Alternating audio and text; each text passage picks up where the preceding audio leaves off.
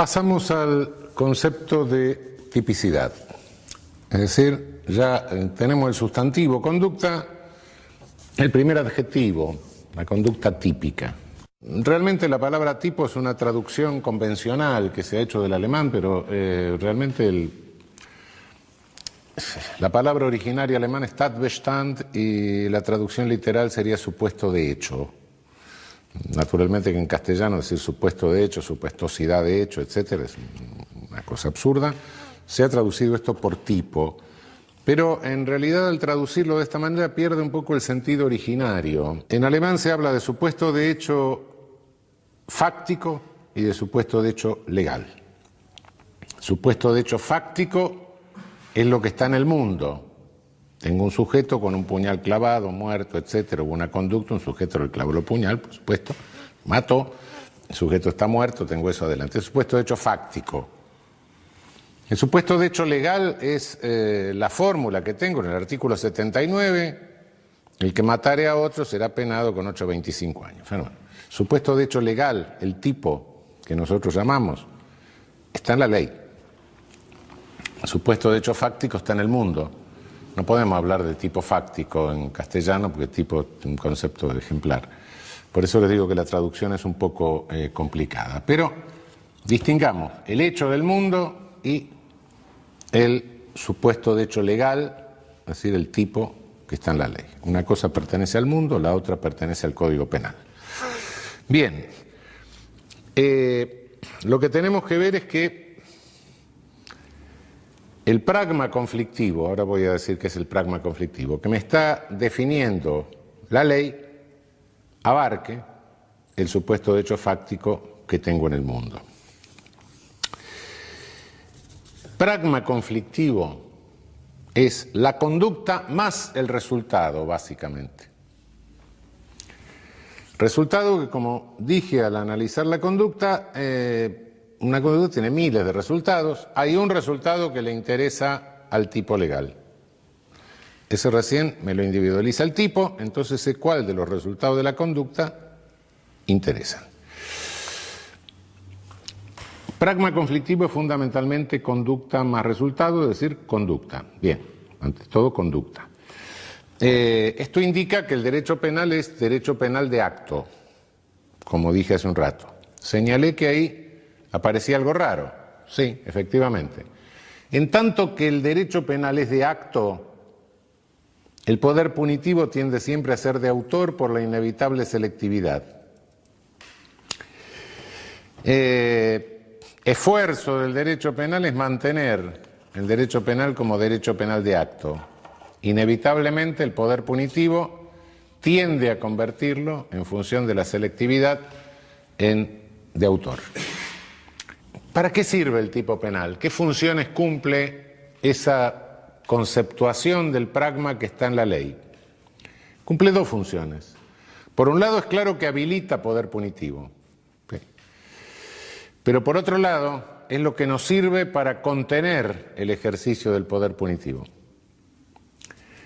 Sin tipo penal, el poder punitivo se aplica a discreción, es decir, cuando se elimina la tipicidad legal, como ha sucedido en algunos regímenes políticos, como el derecho penal nacional socialista, el derecho penal de China popular, Vietnam en algún momento, en todos esos casos nos encontramos con que desaparece el tipo penal y entonces el juez procede por analogía a definir las conductas punibles. Fabrica el tipo por analogía con otro tipo. Hay un famoso caso de pena en el Estado stalinista, donde se dijo, bueno, en fin, la práctica, ciertas prácticas religiosas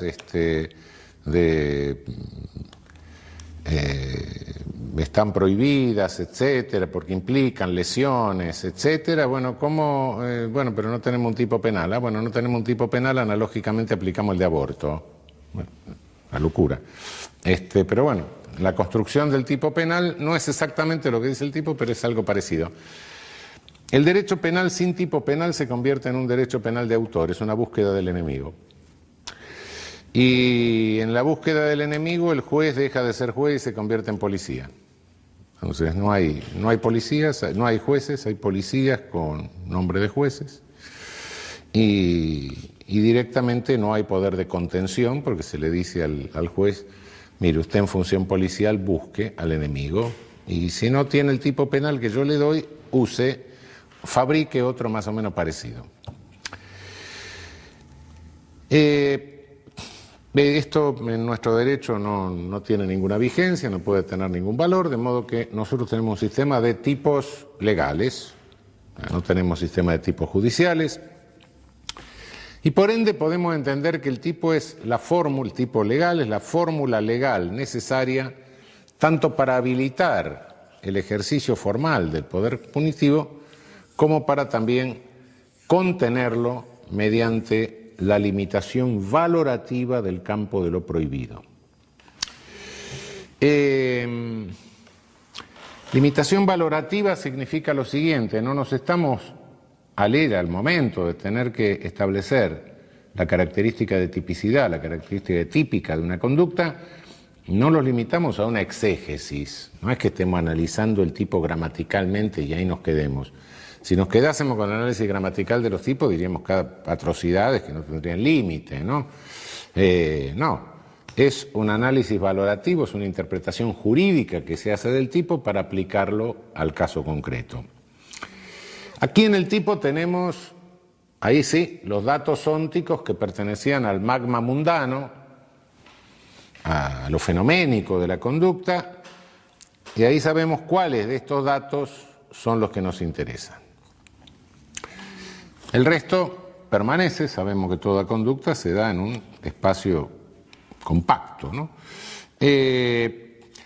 Estos datos ónticos pueden ser, ya vamos a verlo después, hay toda una clasificación de los tipos penales en relación con los datos ónticos que interesan a la tipicidad. Pero la interpretación de los tipos, y por eso les recordaba hace un momento que no puede ser meramente exegética, es casi un unfinished, es casi una actividad que no tiene fin, que hay que estar actualizándola permanentemente. No es que el tipo quedó escrito de una vez para siempre y siempre tiene el mismo alcance prohibitivo, por eso que en la definición decimos que es la determinación valorativa del alcance de lo prohibido. Hay circunstancias tecnológicas que van mudando con el tiempo y hay circunstancias de carácter normativo que van mudando con el tiempo y la misma fórmula legal puede tener uno u otro alcance prohibitivo según las circunstancias, ¿no? Piensen ustedes que, bueno, las fórmulas de nuestro Código Penal provienen de la época del tranvía a caballo y desde entonces hasta el avión ha pasado, bueno, un largo proceso de transformación del transporte, claro. Piensen ustedes que hemos incorporado tratados internacionales de derechos humanos a la Constitución, son datos normativos que pueden precisar, limitar, ampliar el alcance de los tipos penales, eso es inevitable. Es decir, el orden jurídico es un conjunto y en ese conjunto del orden jurídico cualquier parte puede repercutir sobre otra parte del orden jurídico y los tipos penales básicamente, bueno, son parte de la legislación, son parte del orden jurídico, ¿no? De modo que siempre tenemos que estar retroalimentando, sea con datos jurídicos o con datos fácticos, siempre tenemos que estar retroalimentando la interpretación de los tipos penales. Bien. El tipo penal es una fórmula con la cual el legislador señala un pragma conflictivo. Para señalar el pragma conflictivo puede optar entre distintas técnicas. Una es señalarlo en razón de que el resultado se produce por la voluntad del sujeto dirigida a la producción del resultado. La finalidad de esa voluntad, el contenido final de esa voluntad, se dirige a la producción del resultado. En ese caso decimos que tenemos tipos dolosos. Puede prohibir sin tomar en cuenta el fin, sino poniendo el acento sobre el modo de seleccionar los medios para alcanzar el fin, el modo defectuoso respecto de un parámetro que le marca un deber de cuidado. Bueno, usted puede realizar cualquier conducta que tenga un fin lícito, pero al realizar una conducta con fin lícito, lo que tiene que tener cuidado es que seleccione los medios en forma tal que no viole un deber elemental de cuidado capaz de lesionar a un tercero. Entonces tenemos los tipos culposos. Es decir, a mí no se me prohíbe manejar, no, maneje su auto, solo que vaya atento a los semáforos y a las personas que se cruzan adelante. ¿Sí? No es que yo tenga el fin de matar a alguien, sino que lesionar a alguien, sino que donde se me pone el acento es que al seleccionar el medio, la forma en que yo estaba manejando, la forma en que estaba conduciendo el vehículo, lo hice en violación de un deber de cuidado y eso causó un bien jurídico a un tercero. Ahora bien, entonces de estos dos casos, tipos dolosos, tipos culposos, en estos dos casos la técnica que adopta el legislador sería la de describir la conducta o tratar de asir la conducta prohibida en el concepto. Bien.